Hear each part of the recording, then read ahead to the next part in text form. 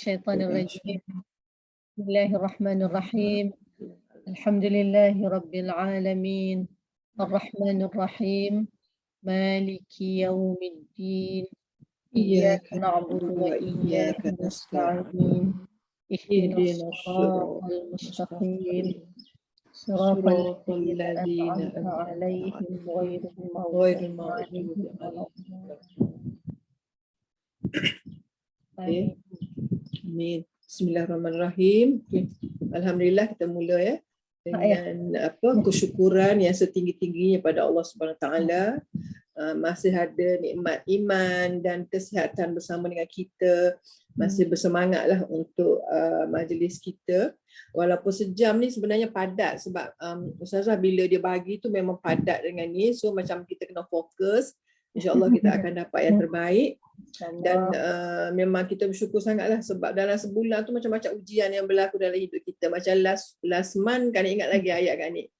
Semoga kita ada rezeki nak jumpa lagi bulan depan sebab tak pasti kita hidup lagi kan.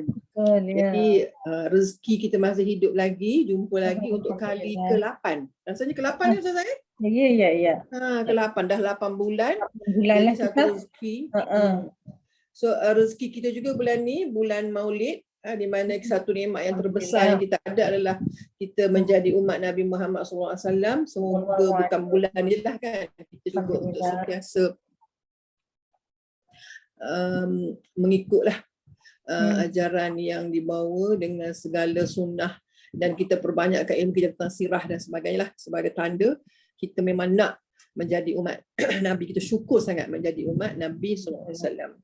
Jadi kita yalah, seperti biasa kita bersama dengan Muslimat Masjid Nurul Yakin, juga kita harap ada juga daripada MBPJ kan yang bersama dengan kita, program ini bersama kan. Dan juga terima kasih kepada Haja Ili yang handlekan kita punya Zoom. Nanti akan ada YouTube, dan YouTube nanti kita akan beri ni, jadi harap kita boleh share supaya ramai boleh dengar lagi seterusnya ilmu yang bermanfaat ini. Jadi rasanya Ustazah boleh ni kan mulakan dengan surah Al-Kafirun setelah kita habis tiga bulan ya surah Al-Ikhlas saja. Ini surah yang penting juga. Jadi tafadhal Ustazah. Alhamdulillah, a'udzubillahi minasyaitanirrajim. Bismillahirrahmanirrahim. Terima kasih kepada Kak Nik, juga semua yang hadirlah, bagaimana yang Kak Nik sebutkan tadi yang berusaha untuk memastikan program ini berlangsung, Muslimat Masjid Nurul Yakin, Puan Ili yang berbesar hati untuk menyediakan Zoom untuk kita bersama-sama pada pagi ini. Dan saya juga mengalu-alukan semualah yang hadir.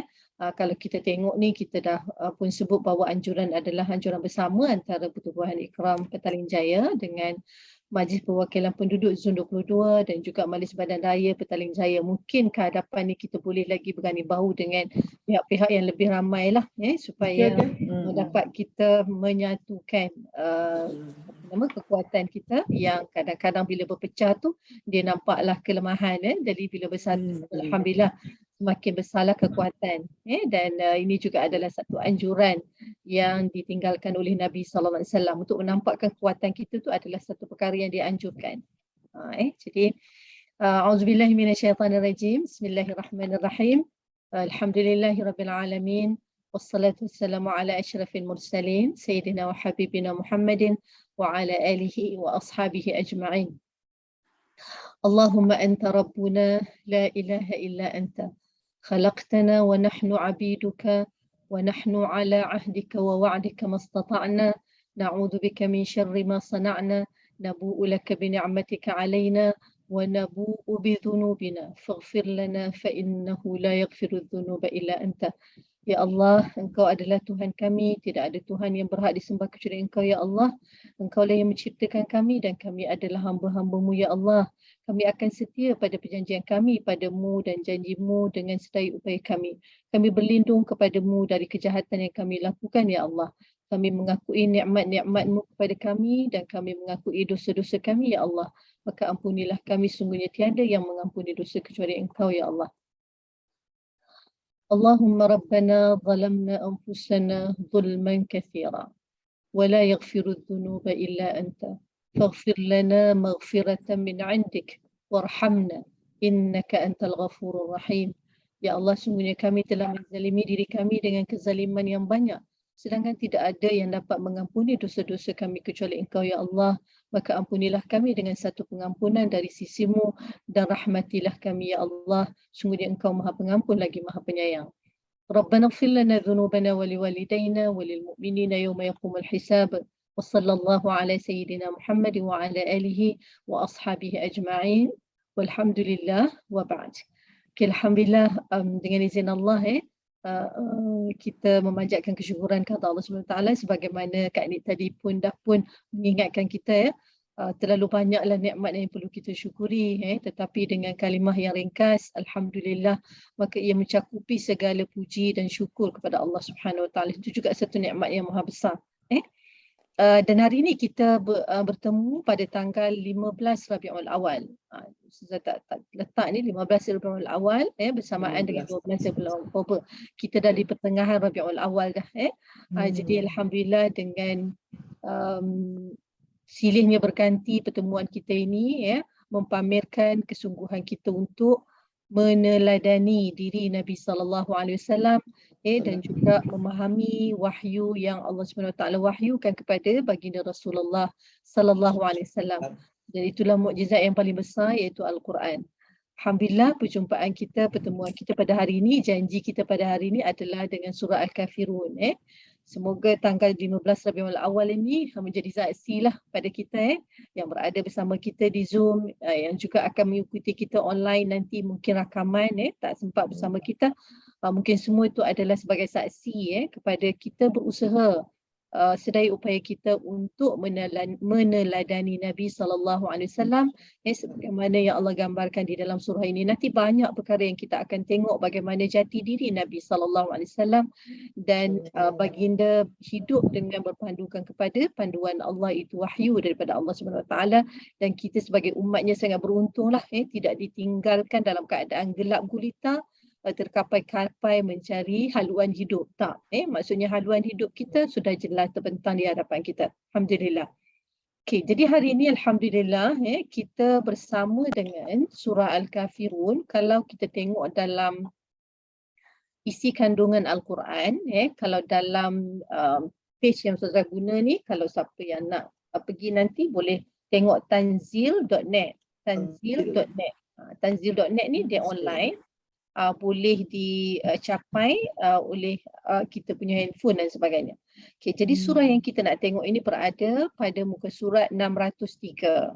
Jadi kita menjadi saksi lah bahawa kita melihat sendiri surah ini dan telah pun ditulis oleh penulis Al-Quran sampailah kepada kita. Alhamdulillah, sekarang ni teknologi memaparkan surah ni dalam bentuk digital. Dia bukan dalam bentuk hafalan, bukan juga dalam bentuk cetakan, tetapi dalam bentuk digital yang kita boleh mendapatkannya bila-bila masa sahaja berdasarkan peranti yang ada pada kita lah.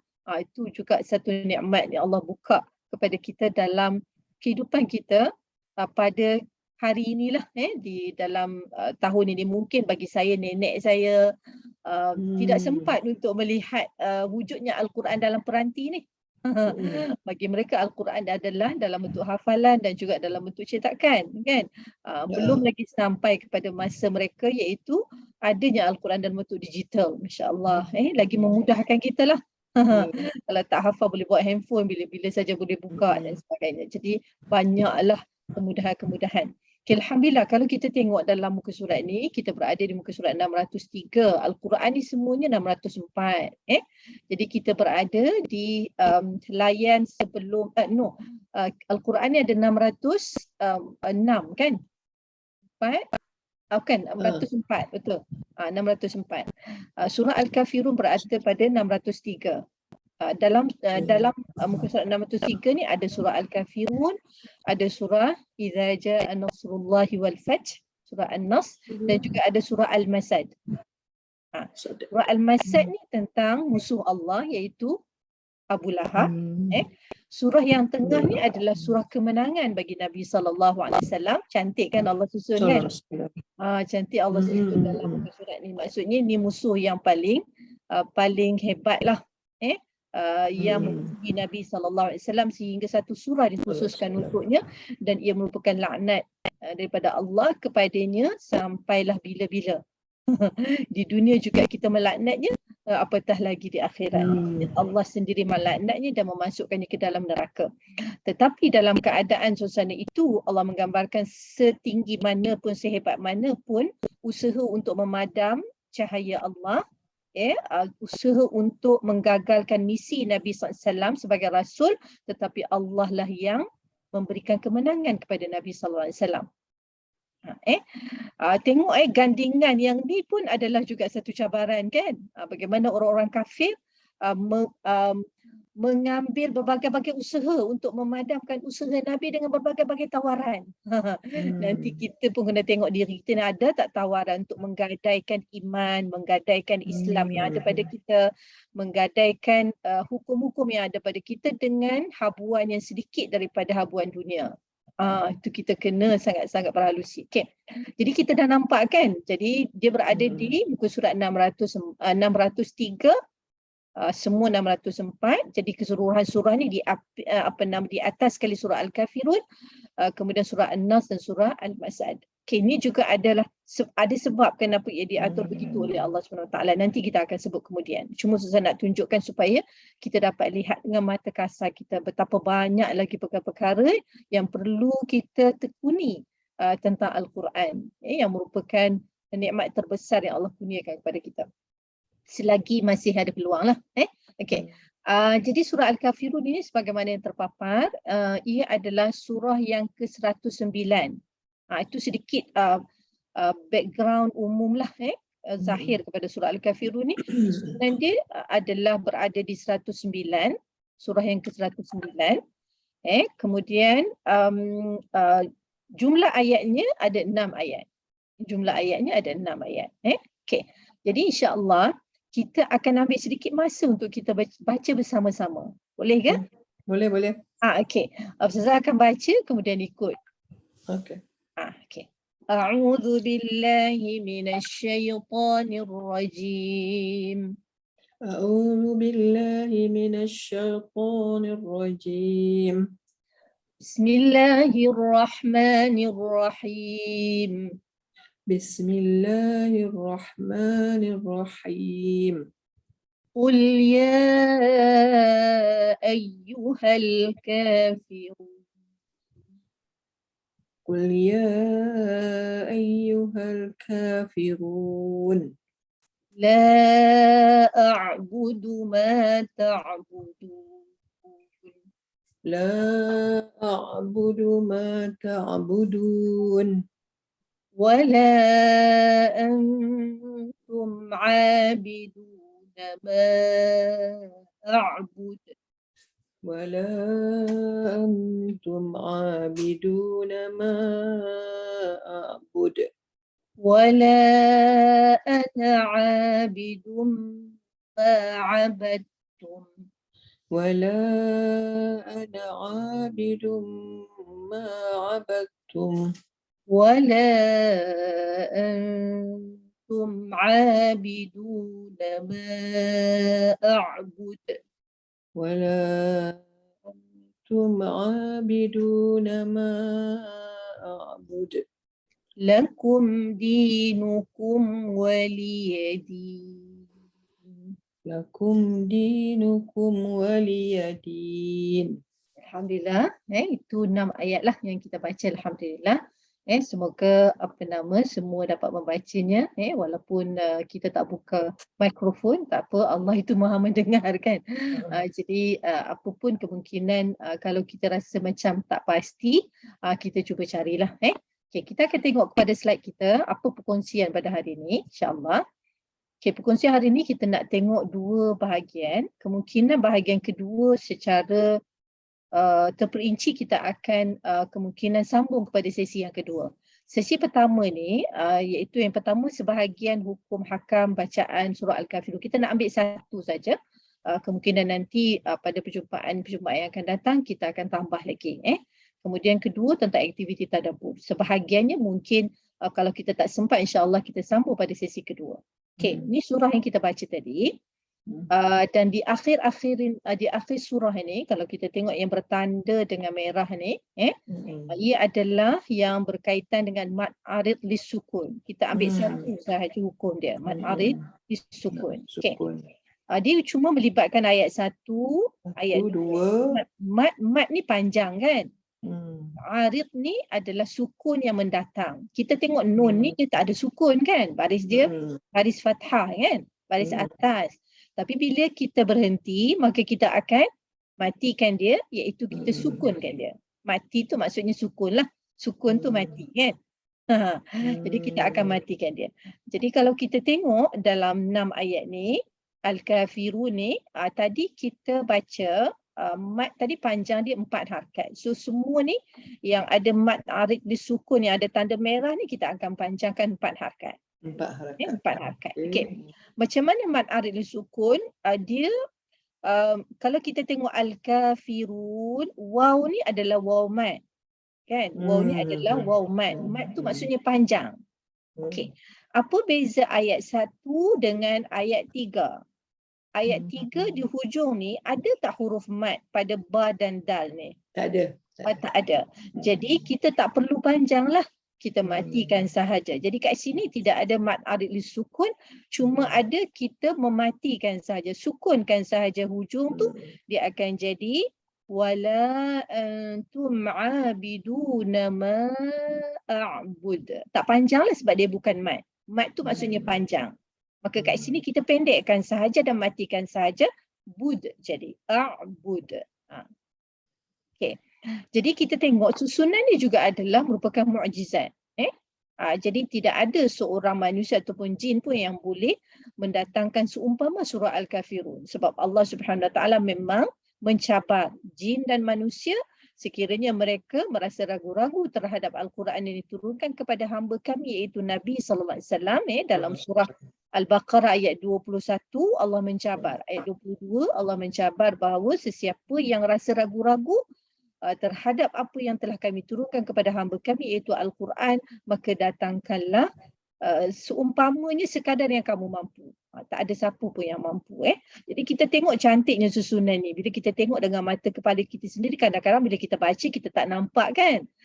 Jadi bila kita melakukan aktiviti tadabbur barulah kita nampak. Okey. Kita tengok ayat dia ada 6, 3 berakhir dengan mad arid lisukun dan 3 yang tengah-tengah ni tak ada mad kan? Nampak tak? Ayat 3, ayat 4, ayat 5 tak ada mad kan? 5. Maksud ayat 1, 2 ada mad. 3, 4, 5 tak ada. Akhirnya ada balik. Lakum dinukum waliyadin.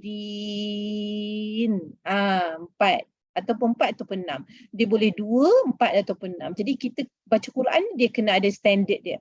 Kalau kita mula dengan 2, maka yang ada mad arid disukun ni semua 2.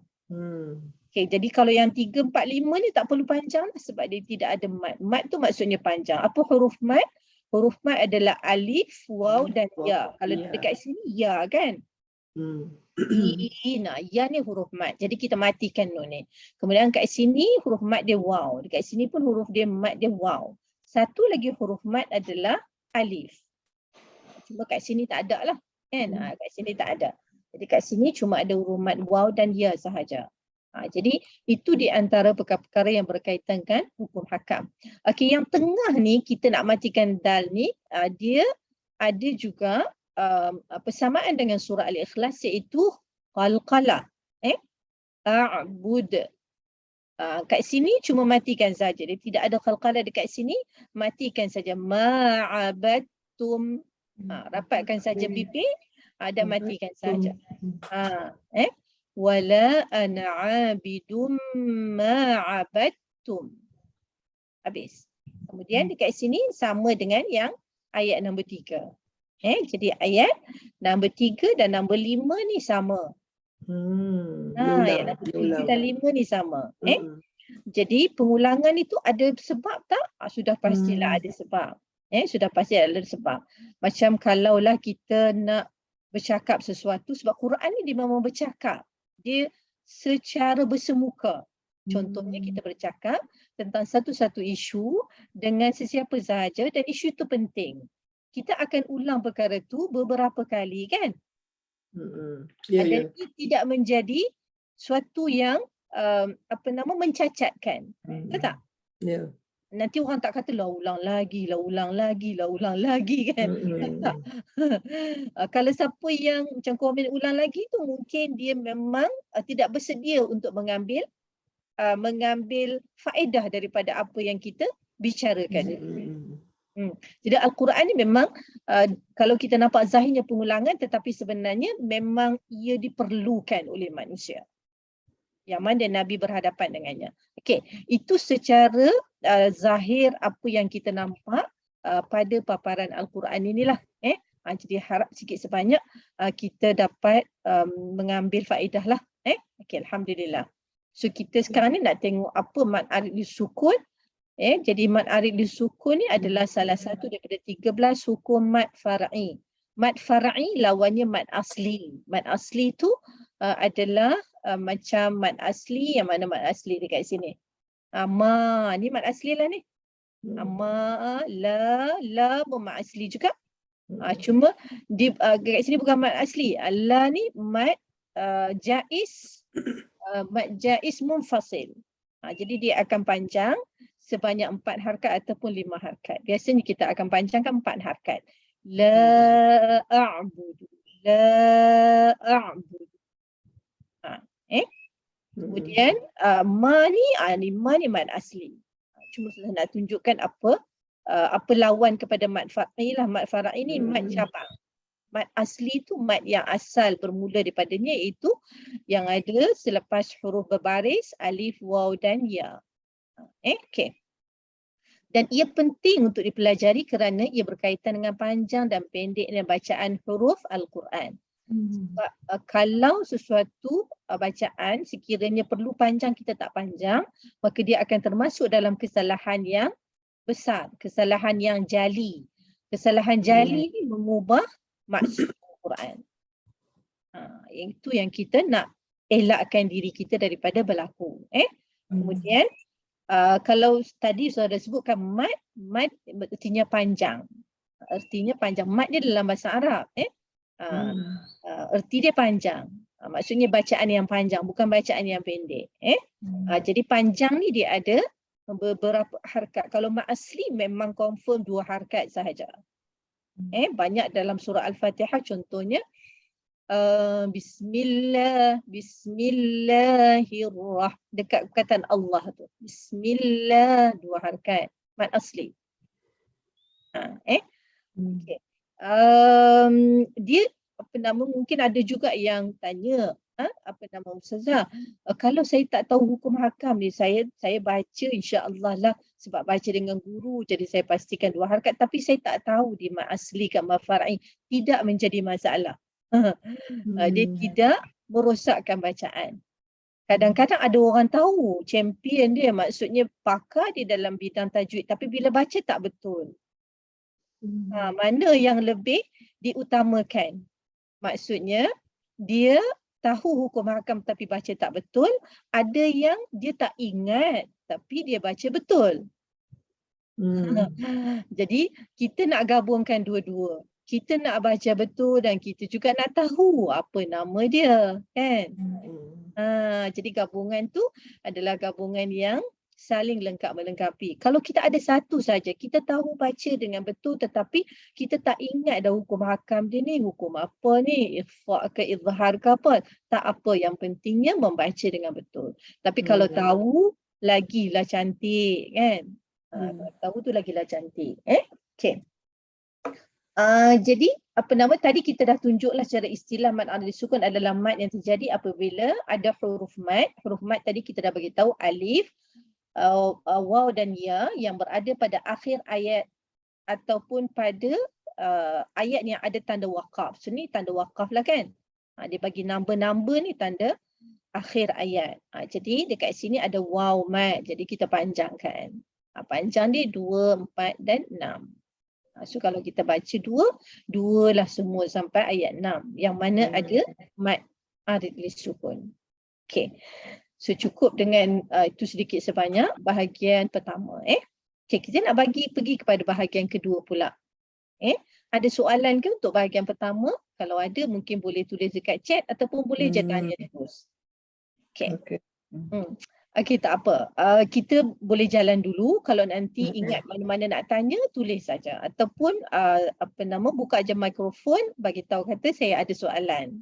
Okey, boleh je.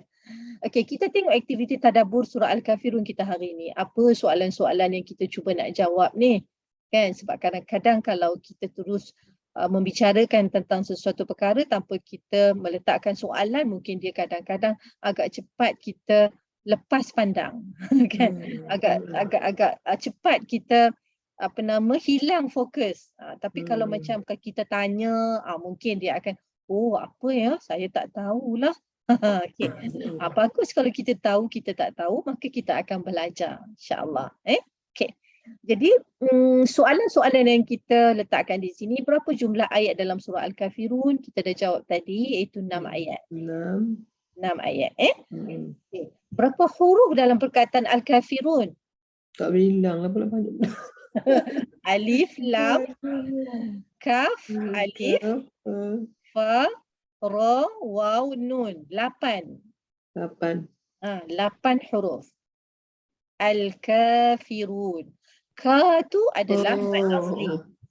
Ka adalah mad asli. Apa maksud Al-Kafirun? Dia adalah nama kepada orang-orang kafir yang tidak beriman dan tidak mengikuti cara hidup yang Allah Subhanahu Wa Taala telah pun wahyukan kepada Nabi SAW. Cuma kita lebih nampak ia jelas kepada orang-orang yang tidak mengucap syahadah lah. Orang yang tidak mengucap syahadah. Jadi mereka yang tidak mengucap syahadah, maka mereka tergolong dan dinamakan orang-orang kafir. Al-kafir ni seorang, al-kafirun ni ramai.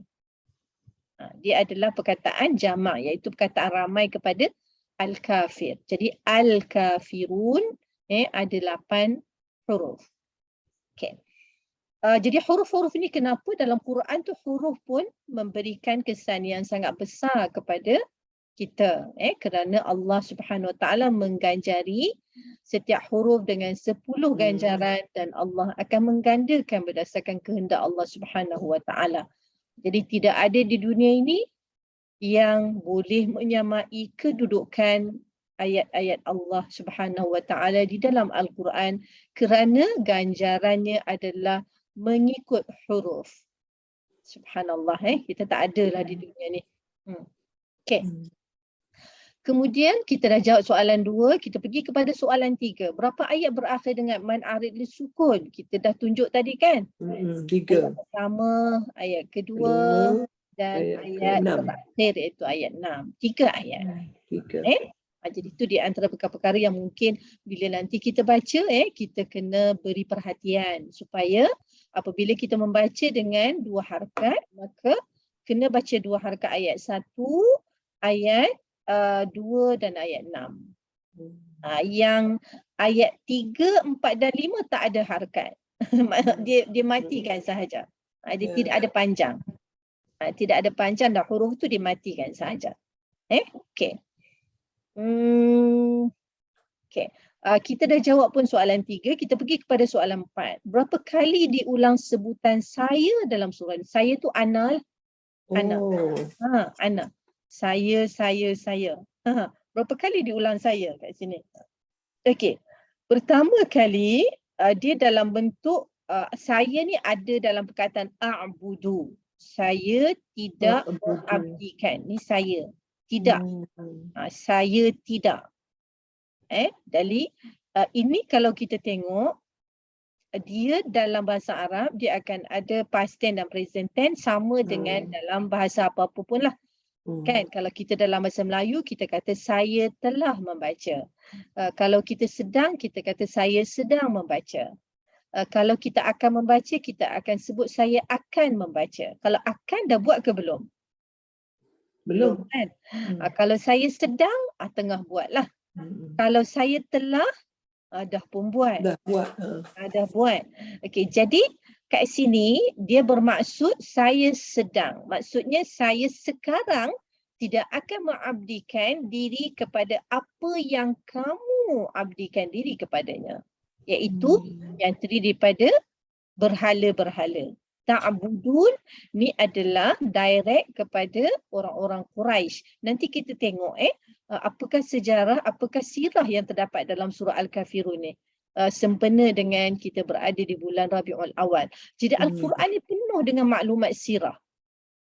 Al-Quran ni penuh dengan maklumat tentang sirah Nabi SAW. Kalau kat sini, siapa itu Al-Kafirun? Al-Kafirun ketika surah ini disebut, ketika surah ini diwahyukan kepada Nabi SAW adalah merujuk kepada orang-orang kafir. Iaitu kafir Quraisy yang berada di Mekah bersama-sama dengan Nabi SAW.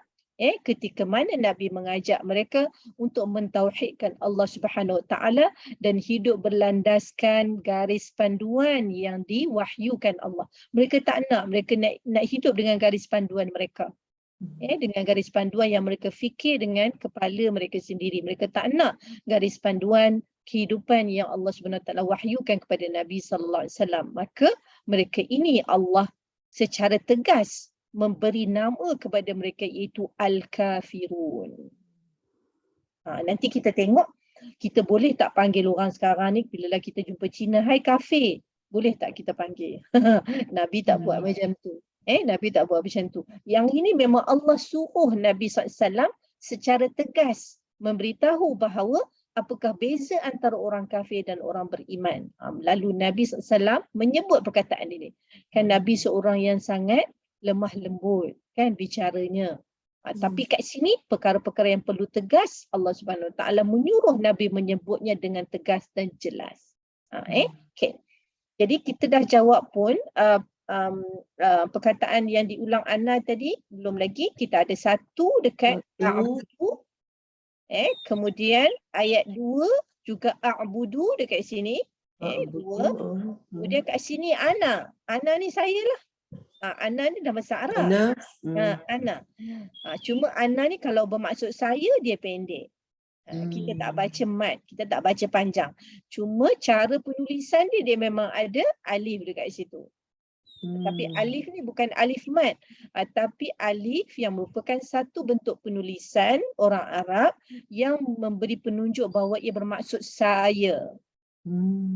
Dia bermaksud saya. Jadi kita ada 3 kan, 1 a'budu dan 2 a'budu, ana lagi a'budu juga 3 secara jelas.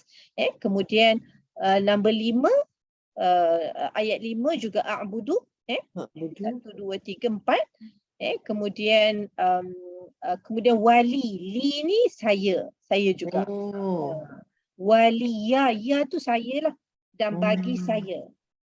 Kemudian dekat sini ada dini, din ni, nun ni baris bawah sebenarnya dia asal kepada perkataan ni waliyadini, ada saya lagi di belakang.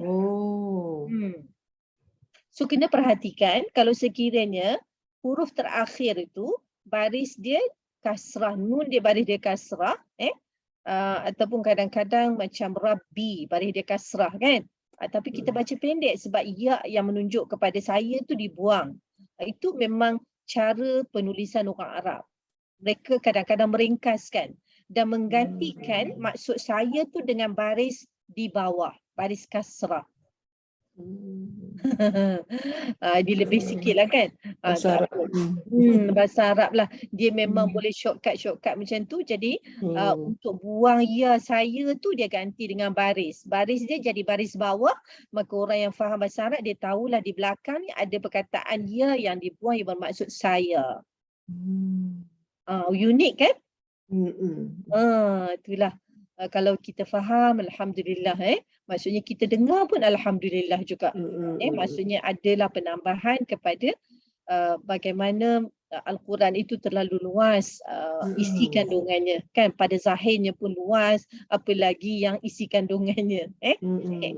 Jadi Itu di antara yang kita, kenapa saya ni, sebab penegasan demi penegasan. Maksudnya saya beginilah keadaan saya selama-lamanya sekarang dan selama-lamanya. Sebelum ni pun saya tidak menyembah apa yang kamu sembah, sekarang pun saya tak sembah, dan sampai bila-bila saya tidak akan sembah apa yang kamu sembah. Tegas kan? Tegas. Maksudnya memang tak ada peluang, mustahil saya akan buat apa yang kamu lakukan. Maksudnya Nabi memberikan satu penegasan yang tegas bahawa mustahil baginya berlembut dengan mereka dalam soal akidah, dalam soal hal-hal yang berkaitan dengan hukum hakam Allah Subhanahu Wa Taala, hal-hal yang berkaitan dengan hala tuju kehidupan di dunia yang ada panduannya daripada Allah Subhanahu Wa Taala. Jadi kena tegas. Okey, itu kita tengok dalam perkataan ayat soalan 4. Perkataan apa yang paling banyak diulang dalam surah ini? Perkataan yang paling banyak diulang abdun lah, daripada abada kan. A'budu, ta'budun, abidun, ta'budun, abidun, abadtum. Semua abidun, ta'budu. Panjang tu kan. Jadi abdun ni adalah hamba. Hamba. Abadtum yang kita memperhambakan diri. Abadtum yang kamu.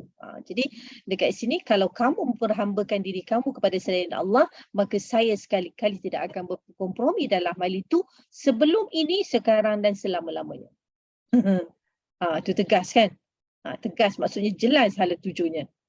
Jelas sikapnya. Jadi perkataan yang paling banyak adalah perkataan abadah, dengan berbagai-bagai kita panggil istiqaqat dia. Maksudnya dia berdasarkan kalau saya macam ni, kalau kamu macam ni. Jadi abidun ni dipanggil ismul fa'il. Abidun, abiduna. Abidun ni satu, abiduna ni ramai. Abiduna ni ramai, abidun ni satu. Kalau kafir, ramai dia kafirun.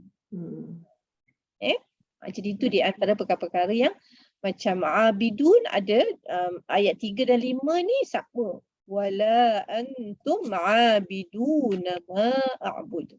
Jadi perkataan hamba. Okey, so nak gambarkan sedikitlah. Kita pernah dengar perhambaan di zaman Rasulullah SAW kan?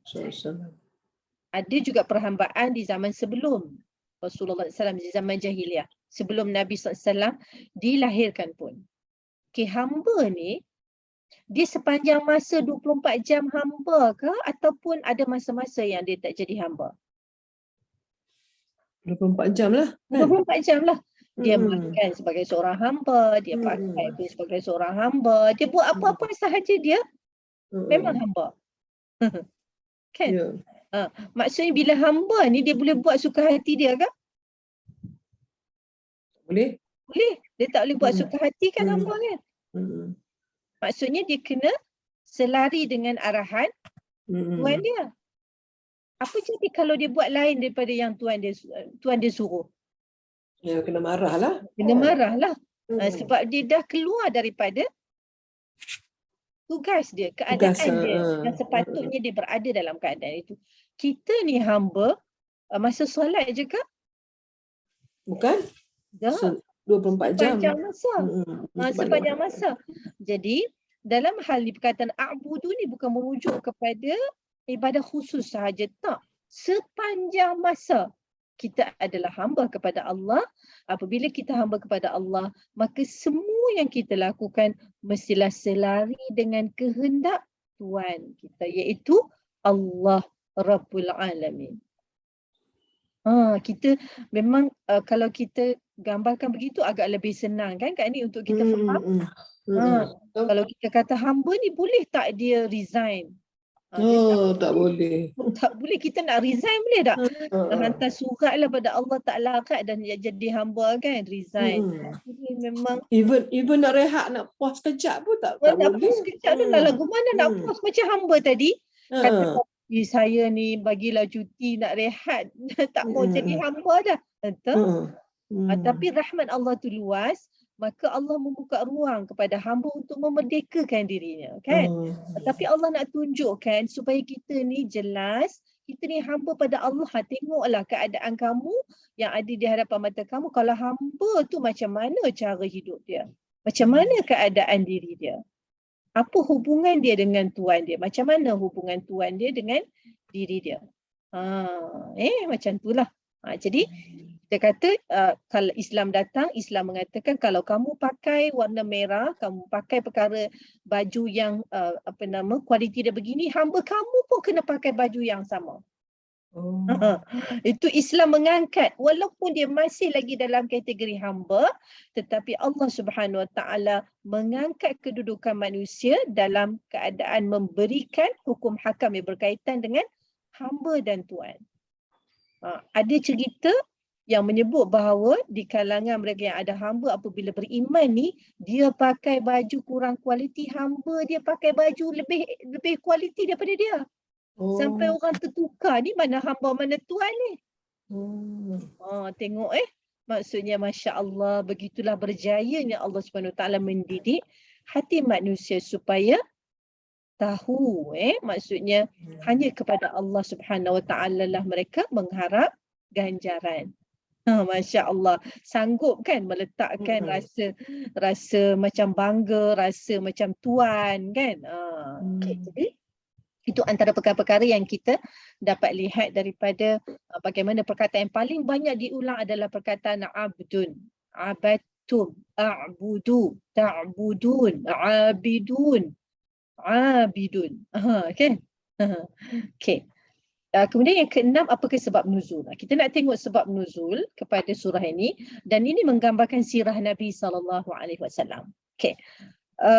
Apabila kita merujuk kepada kitab-kitab tafsir, antaranya tafsir Ibn Jauzi, Zadul Masir, Ibn Jauzi menyebut beberapa peristiwa lah yang berlaku kepada Nabi SAW, dan surah ni turun respon terhadap peristiwa tu.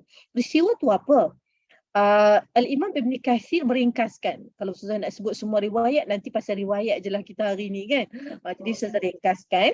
Berdasarkan ringkasan ini dibawa kepada kita oleh Al-Imam Ibn Kathir. Imam Ibn Kathir datang selepas Imam Ibn Al-Jauzi. Lalu dia meringkaskan banyak-banyak riwayat tu, apa sebenarnya dia punya ringkasan dia. Jadi Imam Ibn Kathir meringkaskan, dia kata kebodohan kan kedunguan. Betul ke bahasa Ustazah ni? Dungu tu, dungu dia lebih teruk daripada bodoh dah. Kebodohan dan kedunguan orang-orang Quraisy yang membawa tawaran. Mereka buat tawaran ni kepada Nabi SAW. Jadi ni adalah sebahagian daripada sirah. Mereka membuat tawaran. Tawaran ni satu ke banyak? Banyak. Sebab kalau Jauzi sebut banyak peristiwa. Jadi ini melambangkan kebodohan dan kedunguan orang-orang Quraisy yang membuat tawaran kepada Nabi SAW. Apa tawaran mereka? Sebab banyak perkara yang mereka usahakan gagal. Antaranya mereka nak menawarkan duit kepada Nabi SAW, tak boleh juga. Nak menawarkan wanita cantik pun tak boleh juga dan sebagainya. Lalu mereka fikir macam inilah, kita pergi jumpa dengan Nabi SAW, kita tawarkan pada dia begini. Muhammad, boleh tak kita buat satu agreement, satu perjanjian, kita sama-sama setuju, kamu sembah Tuhan kami setahun dan kami akan sembah Tuhan kamu setahun. Macam tu deal dia. Kamu sembah Tuhan kami setahun, tengok macam mana, dan kamu sembah, kami sembah Tuhan kamu setahun pula lepas tu. Lepas tu kalaulah kata Tuhan kamu tu betul, kami dapatlah sikit sebanyak pahala daripada masa kami sembah Tuhan kamu tu. Kemudian kalaulah sekiranya Tuhan kami betul, kau pun dapat share lah juga. Nampak tak? Rasa-rasa macam okey juga kan kalau kita fikir kan. Logik. Logik juga kan. Daripada mereka tak sembah langsung, maksudnya tak apalah kalau kita ambil deal ni, sekurang-kurangnya setahun mereka sembah. Tapi yang mana yang tak boleh digadaikan? Kita nak sembah Tuhan mereka, tak boleh nak digadaikan walaupun hanya satu saat. Apalagi ni setahun pula kan. Jadi Ibn Kathir memberikan satu ringkasan. Dia kata, lalu Allah mewahyukan surah ini untuk Nabi SAW menjawab dengan tegas bahawa ini adalah satu yang mustahil berlaku. Benda ni mustahil berlaku. Maksudnya tutup terus pintu. Tidak ada ruang untuk berkompromi dalam masalah yang berkaitan dengan hukum hakam agama, terutamanya hukum hakam yang berkaitan dengan akidah dan juga ibadah kepada Allah. Sebagai hamba kepada Allah tak boleh nak tukar. Yang ini mungkinlah tawarannya ginilah. Kak ni, kita ni semua hamba Allah kan? Boleh tak kita jadi hamba pada selain daripada Allah? Ikutlah nak jadi hamba pada siapa pun. Maksudnya seminggu hamba pada lain daripada Allah dan seminggu hamba kepada Allah. Kita kata macam mana memang kita ni hamba selama-lamanya. Tak akan ada waktu tak jadi hamba. Jadi mustahil tak benda tu? Ya, mustahil. Mustahil lah. Kita kata mustahil. Saya nak keluar daripada sebagai hamba kepada Allah. Satu yang memang tidak boleh diterima dahulu, sekarang dan selama-lamanya. Allahu Akbar, tegas kan? Jadi Allah Subhanahu Wa Taala mewahyukan surah ini kepada Nabi SAW untuk menjawab dengan tegas bahawa ini adalah suatu yang mustahil akan berlaku. Nabi diperintahkan agar memurnikan ibadahnya. Sebab itulah gandingan surah Al-Kafirun dengan surah Al-Ikhlas. Gambaran surah Al-Kafirun memberikan satu penegasan bahawa mustahil kami berkompromi dengan apa yang kamu lakukan sepanjang kehidupan kamu. Kami ada cara hidup kami tersendiri yang berpandukan kepada wahyu Allah Subhanahu Wa Taala dan sekali-kali ia tidak boleh digadaikan. Okey, kita tengok.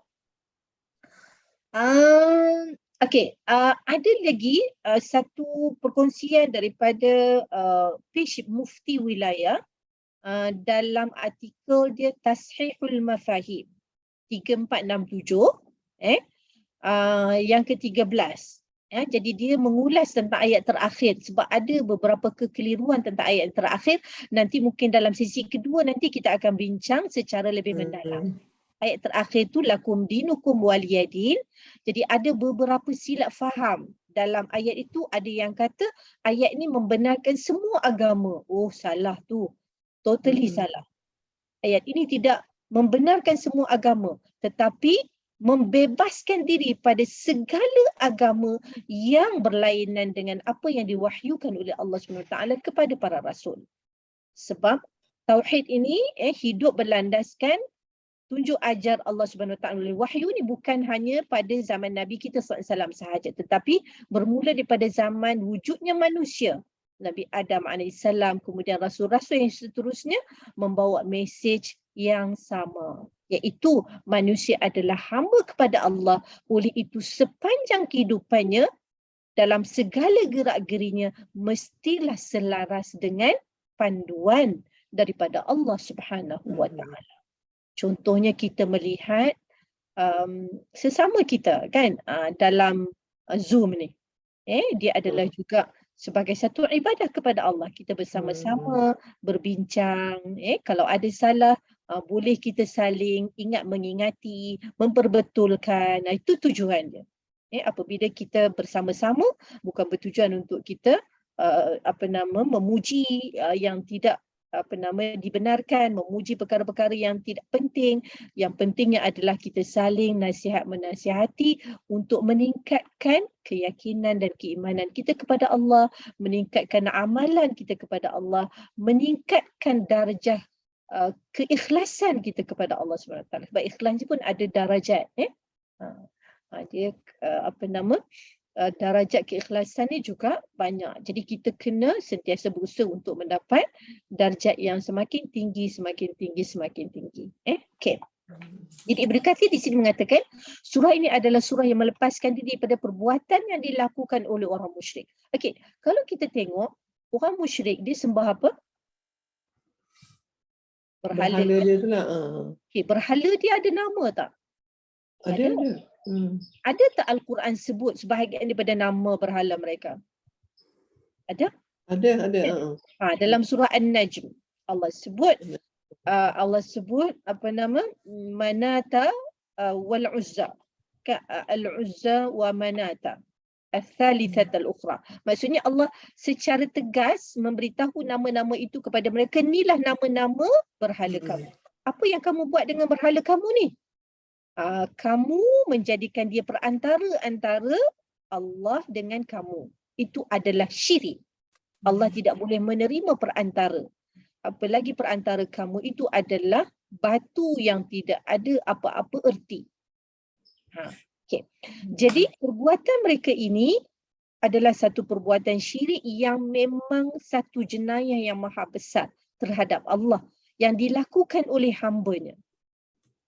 Bayangkanlah contohnya kalau hamba seorang ni, kita balik kepada hamba lah kan. Hamba katalah hamba kepada Abdul Muttalib kan. Kemudian hamba Abdul Muttalib ni dia pergi berkhidmat kepada tuan yang lain. Tuan yang lain. Pergi cari bos lain. Cari bos lain.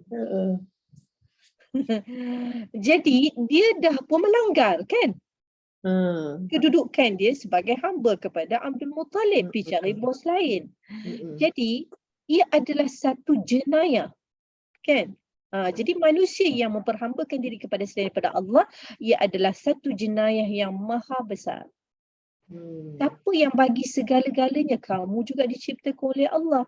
Segala yang ada di dunia ini adalah Allah Subhanahu Wa Taala yang sediakan kepada kamu. Tidak ada manusia dan makhluk mana-mana pun yang mampu untuk menyediakan segala keperluan kamu. Malah mereka juga diberikan segala keperluan oleh Allah Subhanahu Wa Taala. Jadi itu yang dikatakan surah ini adalah surah yang melepaskan diri daripada perbuatan-perbuatan yang dilakukan, semua perbuatan yang dilakukan oleh musyrik. Nabi sallallahu alaihi wasallam diarahkan agar mengiklankan bahawa dia tidak ada sebarang campur tangan dalam penyembahan mereka, dalam tata cara hidup mereka. Tidak ada sebarang hubungan. Jadi siapa yang menyuruh Nabi untuk mengiklankan tidak ada hubungan ini? Allah. Qul ya ayyuhal kafirun. Secara jelas mereka dinamakan dengan al-kafirun. Okey. Nabi SAW cuma memberikan ini sebagai suatu penegasan tanpa kita kata secara pasti menunjukkan kamu kafir, kamu kafir, kamu kafir, kamu kafir. Tak. Secara umum Nabi mengiklankan bahawa sesiapa yang tidak mengabdikan diri kepada Allah, tidak memperhambakan diri kepada Allah sebagaimana aku memperhambakan diri kepada Allah, maka kamu adalah termasuk dalam golongan al-kafirun. Jadi Nabi SAW melepaskan diri daripada segala perbuatan mereka. Ia meliputi seluruh orang kafir di atas muka bumi. Maksudnya pada peringkat awal ayat ini diturunkan, dia memang fokus kepada mereka yang kafir berada di sekeliling Nabi SAW. Tetapi Nabi tak panggil lah Abu Lahab ya kafir kan? Nabi tak panggil lah siapa yang mati dalam perang Badar Abu Jahal sebagai wahai kafir. Tak. Tetapi satu declaration bahawa sekiranya kamu berterusan berada dalam keadaan kamu sekarang, maka inilah satu declaration daripada Allah, pengumuman daripada Allah Subhanahu Wa Taala bahawa Allah memerintahkan aku agar aku bebaskan diriku daripada segala perbuatan kamu. Kita juga kena bebaskan diri kita tu daripada segala perbuatan yang membawa kepada syirik. Nanti syirik ni memang sangat-sangat halus. Jadi nanti kita akan bincangkan kemungkinan dalam sesi kedua. Dikatakan mereka yang penuh kejahilan telah mengajak Nabi SAW untuk menyembah berhala. Macam mana mustahil bagi Nabi. Selama setahun, kemudian yang ni sudah disebut tadi, kemudian mereka pula menyembah Allah selama setahun. Jadi ini bagaimana dirakamkan oleh Ibn Kathir di dalam tafsirnya, tafsir Al-Quranil Azim. Okay. Ini ada satu perkongsian daripada Hidayah Center tentang Allah satu-satunya Tuhan yang disembah. Nanti mungkin boleh tengok. Ada beberapa perkara yang disebut dekat sinilah. Nanti dalam perbincangan kita, kita pergi kepada setiap satu ayat, daripada ayat 1 hingga ayat 6, kita akan tengok balik apa catatan-catatan yang ada dikongsi kepada kita oleh penulis yang mewakili Hidayah Center Foundation. Rasa-rasa semua dah pernah dengar ke Hidayah Center Foundation ni? Satu badan yang diwujudkan untuk menyebarkan keindahan Islam, mengajak manusia mentauhidkan Allah Subhanahu Wa Taala. Dan apabila mereka menerima tauhid, maka mereka akan diajar hukum hakam yang berkaitan dengan perkara-perkara yang berkaitan dengan diri, perkara yang berkaitan dengan keluarga, perkara yang berkaitan dengan ummah seluruhnya. Dia ada hukum hakam dan ada jalannya yang jelas. Kita juga macam salat, kita perlu belajar, jangan hanya ikut-ikutan sahaja. Sebab semua amalan yang ada di dalam agama Allah ini, sekiranya kita nak lakukan, mestilah perlakuan itu dalam keadaan yang jelas dan berlandaskan ilmu pengetahuan. Bukan hanya mengikut sahaja. Okey. Nama surah Al-Kafirun. Al-Kafirun kita biasa dengarlah, Al-Kafirun. Kemudian baca surah apa tu? Surah Qul Ya Ayyuhal Kafirun. Itu nama yang kedua. Baca surah apa tu? Surah Al-Kafirun juga dinamakan dengan surah Al-Ikhlas. Sebab kita membebaskan diri kita daripada segala yang lain, hanya Allah semata-mata sahaja yang kita abdikan diri. Macam Nabi kata, la a'budu ma ta'budu. Pembebasan dirilah. Masa kita baca nanti, kita betul-betul faham.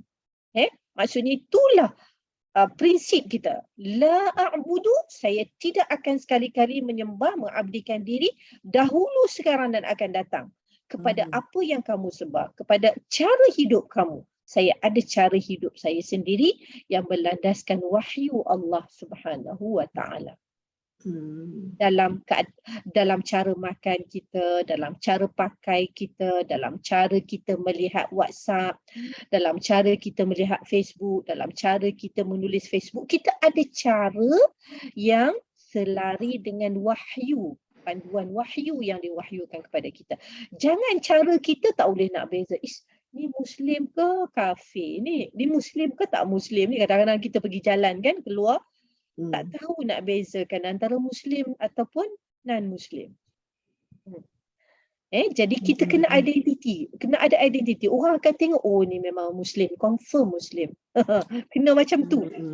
Kena macam tu, ada identiti. Jangan orang serba salah. Ini Muslim ke non-Muslim ni? Jangan macam tu. Kena ada identiti. Kalau azan saja Muslim macam mana? Sahut panggilan azan. Jangan duk pergi hoha-hoha dengan orang non-Muslim macam sama dengan mereka. Sebab itu adalah sifat-sifat orang yang tidak mentauhidkan Allah Subhanahu Wa Taala. Orang yang tidak mengabdikan diri pada Allah. Dia lupa bahawa dia tu hamba. Kalau Tuhan dia panggil, boleh dia kata kejap lagi saya nak makan dulu. Kejap lagi saya nak mandi dulu. Kejap lagi saya nak buat tu, nak buat ni dulu. Ada? Kalau Tuhan panggil, dia akan cakap macam tu? Tak ada. Mana boleh? Kalau Tuhan dia panggil, maksudnya lala tu, masa-masa tu dia kena pergi kan? Kalau dia ada tugas pun, maksudnya tugas tu dah jadi secondary dah. Kan? Tugas tu dah jadi kedudukan nombor 2 dah. Tuhan panggil ni. Tuhan panggil pun buat tak tahu je apa bezanya. Kita kena ada beza. Orang tengok tu, kalau orang tengok tu, orang tak, Masya Allah ni memang confirm lah Muslim. Dengar je azan, apa-apa je yang ada tu tak ada lah. Maksudnya dah jadi kedua dah. Dah jadi, tak jadi yang mustahak dah. Yang mustahak tu nak sahut panggilan Tuhan dulu. Okey, jadi nama di surah Al-Ikhlas. Kemudian surah Al-Muqashqishah. Muqashqishah ni maksudnya yang menyembuhkan. Sembuh daripada apa? Sembuh daripada syirik. Syirik tu penyakit. Syirik tu penyakit. Penyakit yang membinasakan. Biasa penyakit ni yang membinasakan kan? Okey, kalau sakit, katalah, na'udzubillah kan, sakit diabetes. Apa dia punya kesan dia? Banyak rosak semua badan kan? Rosak semua fungsi badan. Kalau syirik merosakkan apa? Iman. Fitrah iman yang Allah letakkan dalam diri manusia itu telah dirosakkan oleh syirik. Maka ia adalah satu penyakit yang amat bahaya. Tapi ramai tak sedar yang dia berpenyakit kan. Jadi itu di antara kenapa surah ini dinamakan Al-Muqashqishah.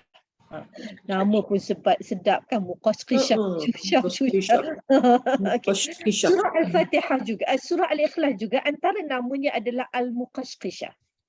Banyak persamaan. Surah Al-Ikhlas kita baca juga nama surah Al-Ikhlas. Jadi kita ada 2 surah Al-Ikhlas sekarang. Satu Al-Kafirun dan satu lagi Al-Ikhlas. Al-Ikhlas. Dua-duanya mengambil peranan komplement.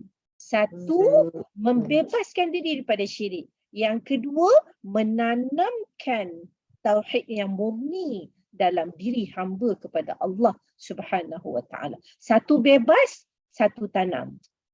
Tak boleh bebas sebebas-bebasnya, lepas tu tak ada apa, kosong kan? Tak boleh. Bila membebaskan daripada sesuatu, maka perlu ada suatu pegangan yang kukuh. Jadi pegangan yang kukuh itu berada di dalam surah Al-Ikhlas. Okay. Jadi kita dah pukul 10, insya-Allah yang ni kita akan sambung lagi. Dah pukul 10 2 minit dah. Kita ada beberapa lagi. Cuma saya nak akhiri dengan satu perkara yang kita boleh lakukan. Yang disebut bahawa tentang kelebihan surah Al-Kafirun. Antaranya Nabi SAW bersabda, apabila kamu ke tempat tidurmu, maka bacalah Al-Kafirun hingga kamu membacanya sampai akhir sebab ia membebaskan diri dari kesyirikan. Baca sebelum tidur. Sebab sebelum ni kita sebut baca 3 qul kan. Sekarang ni kita nak tambah lagi satu surah Al-Kafirun. Dan kita baca dalam keadaan kita memasakkan diri bahawa aku bebas daripada sebarang syirik. Aku adalah hamba kepada Allah semata-mata. Tak boleh keluar daripada perhambaan kepada Allah. Perhambaan kepada Allah ni satu penghormatan. Dia bukan satu penghinaan. Kalau hamba kepada hawa nafsu, hamba kepada manusia, ia adalah satu penghinaan. Tapi hamba kepada Allah, ia adalah satu penghormatan. Dan dia adalah satu nikmat yang sungguh manis. Apabila kita faham bahawa kita adalah hamba kepada Allah Subhanahu Wa Taala dan tidak lain daripada itu. Okay. Jadi itulah tiga riwayat ini menyatakan sebelum tidur baca surah Al-Kafirun. Jadi kita kena bacalah malam ni insya-Allah. Sehinggalah minggu hadapan kita akan berjumpa lagi. Kita akan selusuri surah ini, mentadabbur ayat-ayatnya daripada ayat 1 sampai ayat 6 insya-Allah, dan kita akan bawa dalam kehidupan kita bagaimana kita nak membebaskan diri kita daripada sebarang syirik dan kita nak memasakkan bahawa kita adalah hamba kepada Allah Subhanahu Wa Taala. Menidakkan segala yang selain daripada Allah. Kita mustahil memperhambakan diri kepada yang selain daripada Allah Subhanahu Wa Taala dalam segala sepanjang kehidupan kita. Segala gerak-geri kita, percakapan kita, apa saja yang kita lakukan, kita tidak sekali-kali akan mensyirikkan Allah dengan apa sahaja. Okay, jadi itu sahaja perkongsian pada hari ini. Terima kasih kepada semua yang hadir. Alhamdulillah. Moga waktu yang kita bersama ini adalah waktu yang penuh barakah, dan Allah juga merahmati kita semua dan mereka yang bersama-sama dengan kita. Jadi alhamdulillah, aqulu qawli hadza wa astaghfirullahal azim li wa lakum wa lisairil muslimin wal muslimat bi rahmatika arhamar rahimin. Walhamdulillah, kembali semula kepada kami. Okey, alhamdulillah. Jazakillah khairan katsira pada Ustazah. 1 jam yang lebih kurang sejam, betul lah kan? Kita padat sangat dengan nampaklah bayang-bayang walaupun tak habis lagi, tapi kita akan tunggu dengan sabar untuk next month tu supaya kita dapat faham sepenuhnya surah ni. Tapi untuk masa ni memang jelas nampak betapa dia begitu berkait dengan surah Al-Ikhlas dan pentingnya tauhid lah di sekitar tauhid sebagai hamba, abdu yang paling banyak perkataan dalam surah ni kan. Jadi abdu tu memang kita tahulah memang kita hamba. Jadi memang Ustazah kata tadi, kalau kita hamba, kita tak boleh nak pandai-pandai, kita tak boleh nak rehat, tak boleh nak cuti dan tak boleh nak cari bos baru, bos lain. Maknanya kita kena patuh dan taat sepenuhnya, dan bila kita dah bebas daripada syirik tadi, semoga kita dapat amalkan sebelum tidur kan. Seterusnya istiqamah. Surah ni dengan penghayatan makna tu kan. Jadi bila kita dah belajar, kita kena amalkan, jadi kita kena berazam insya-Allah.